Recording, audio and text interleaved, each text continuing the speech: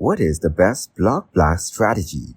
Hey guys, in this video, we will see what is the best block blast strategy. First, open your browser and go to the mlog-bias.o.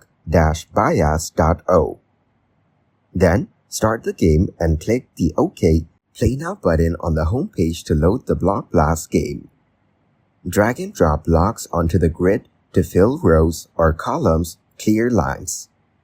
Here, complete a row or column to clear it and score points. Continue placing blocks until no more can fit on the grid.